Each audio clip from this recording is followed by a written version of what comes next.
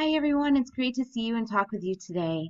My name is Jessica Alfieri. I'm the 7th grade ELA teacher here, and I'm really excited to talk to you about some of the research I've been doing about teacher evaluation policies and how we can make our teacher evaluation policy really strong. And one of the reasons why I started looking into this is because when I first started teaching, I became incredibly overwhelmed with the teacher evaluation policy. I wasn't sure what my administrators were looking for when they came in to observe my classrooms.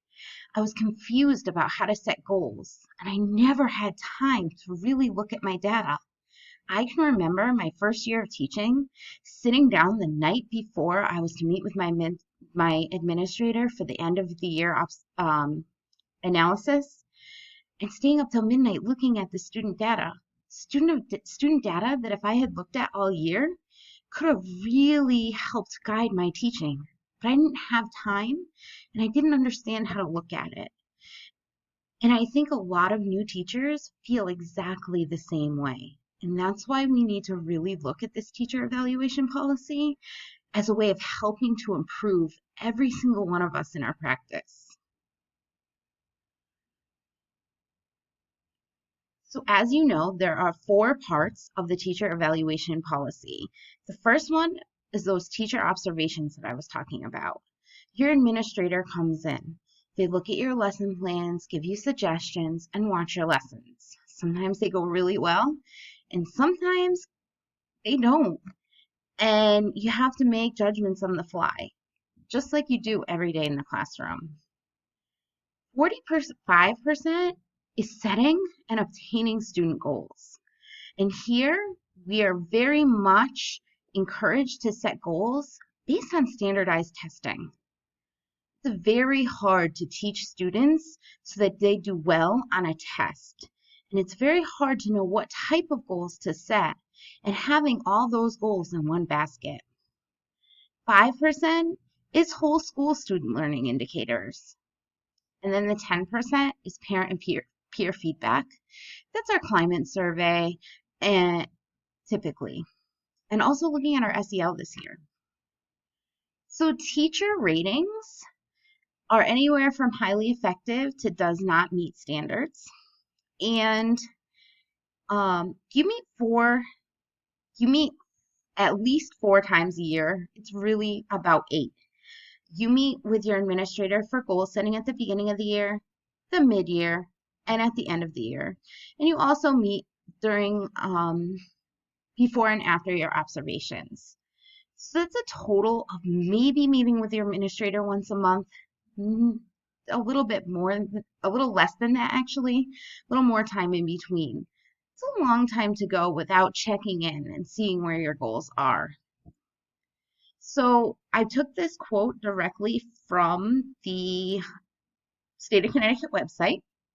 It says the importance of highly skilled educators is just beyond dispute, as a strong body of evidence now confirms what parents, students, teachers, and administrators have known all along. Effective teachers are among the most important school-level factor in student learning, and effective leadership is an essential component for any success in school.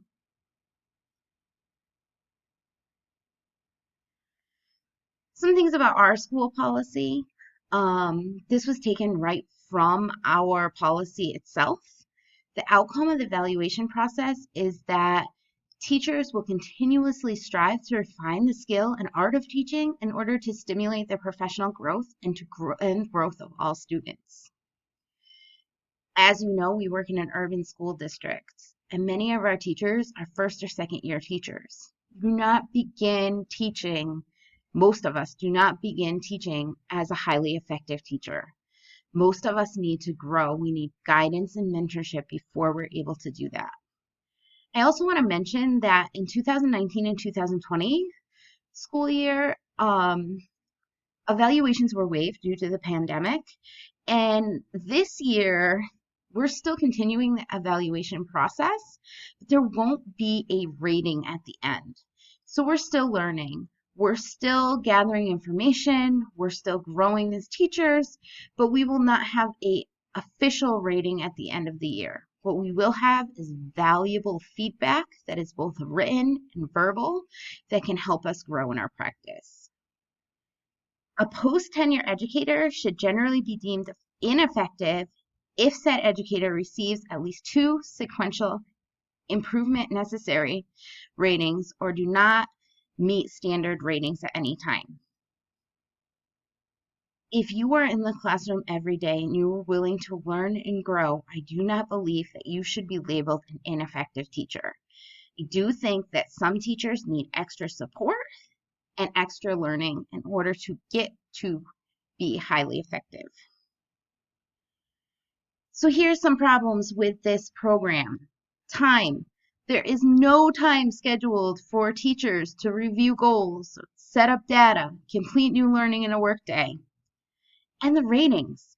Teachers grow and learn differently. New teachers are not going to be the same skill level as tenured teachers. They shouldn't be graded on the same rubric and held to the same standards.